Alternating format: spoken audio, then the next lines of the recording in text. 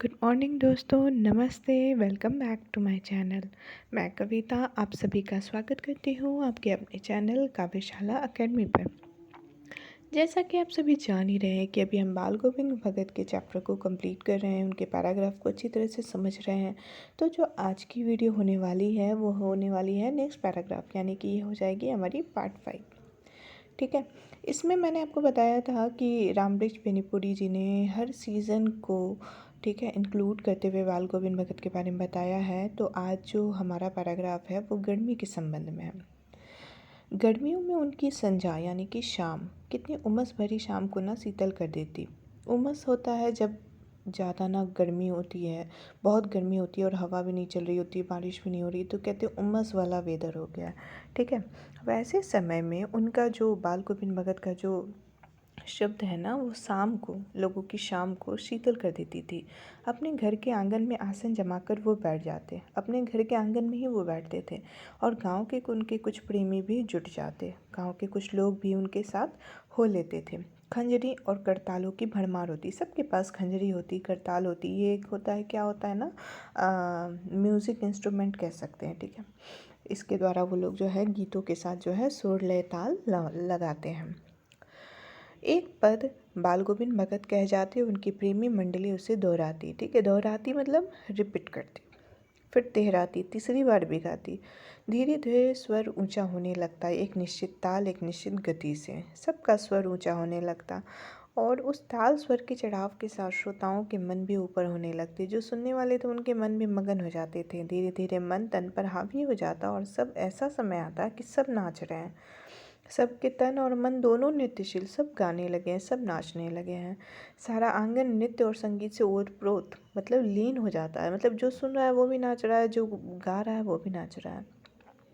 बाल गोविंद भगत की संगीत साधना का चरम उत्कर्ष उस दिन देखा गया। संगीत साधना, जो संगीत वो गाया करते थे, उसका जो चरम यानी कि जो उत्कृष्ट सीमा है ना, वो उस दिन देखा गया जिस दिन उनका बेटा मर गया। इकलौता ही बेटा था, वो सुस्त सा था और बोधा सा था। इसी कारण बाल गोविंद भगत उसे और मानते। उनकी समझ में ऐसे आदमियों पर ज़्यादा नज़र और ज़्यादा प्रेम से रखना चाहिए जो कमज़ोर बुद्धि के हो या इस तरह के हो, सुस्त हो, क्योंकि ये निगरानी और मोहब्बत के ज़्यादा हकदार होते हैं, ऐसा बाल गोविंद भगत मानते थे। बड़ी शौक़ से उसकी शादी भी कराई थी।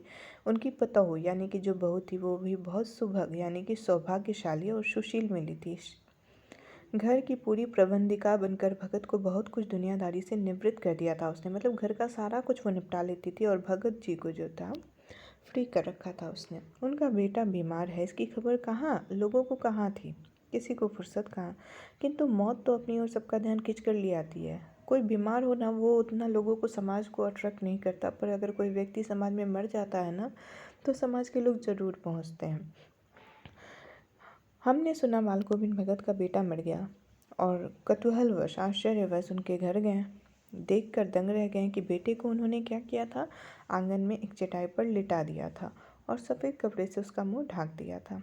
कुछ फूल तो हमेशा ही रोपते रहते थे, उन फूलों में से कुछ को तोड़कर उस पर बिखरा दिए। फूल और तुलसी दल भी सिरहाने एक चिराग जला रखा है और उसके सामने ज़मीन पर ही आसन जमाए गीत गाए चले जा रहे थे। वही पुराना स्वर, वही तल्लीनता, कोई कुछ भी मिसिंग नहीं था।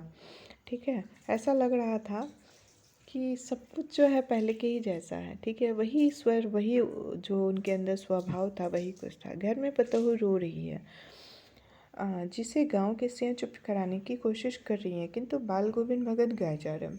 देखो, ऐसा है ना कि जिसका पति मर गया है, जो सुहागिन से विधवा हुई है, वो तो दुख करेगी ही, वो तो रोएगी ही, वो कष्ट करेगी। किंतु जो बाल गोविंद भगत थे वो आज भी गा रहे थे। हाँ, गाते गाते कभी पतोहू के पास भी चले जाते और उसे शांत कराते, उसे कहते कि मत रो, ये रोने का नहीं, उत्सव मनाने का समय है। आत्मा परमात्मा के पास चली गई, यानी कि जो मनुष्य के पास आत्मा होती है ना, वो परमात्मा यानी कि परमात्मा से मिल गई है। तो ये दुख का नहीं, ये सुख का समय है, ये आनंद मनाने का समय है और इसलिए रोना नहीं चाहिए। तो जो लोग इस गूढ़ रहस्य से अवगत नहीं होते हैं वो तो रोते हैं, पर भगत तो कबीर जी के पदों को गाया करते थे, उन्हें अपना आराध्य मानते थे, तो वो क्या करते हैं, इस बात को मानते हैं। लेकिन जो कोई भी सुन रहा था वो इस बात से सोचने लगता था कि अरे ये पागल तो नहीं हो गए, पर नहीं, वो पागल नहीं हो गए थे। वो जो कुछ भी बोल रहे थे उसमें उनका विश्वास बोल रहा था, वही चरम विश्वास जो हमेशा ही मृत्यु पर विजयी होता है। मतलब मृत्यु हो गया तो ऐसा नहीं कि हमारा संबंध खत्म हो गया, हमारी चीज़ें खत्म हो गई, हमारे रिश्ते खत्म हो गए, नहीं, वो प्रेम वो सब कुछ वैसा ही चलता रहता है। उम्मीद करती हूँ कि आपको ये वीडियो अच्छी लगी होगी। अगर आपको ये वीडियो अच्छी लग रही है तो इस चैनल को लाइक करें, शेयर करें, सब्सक्राइब करें। धन्यवाद।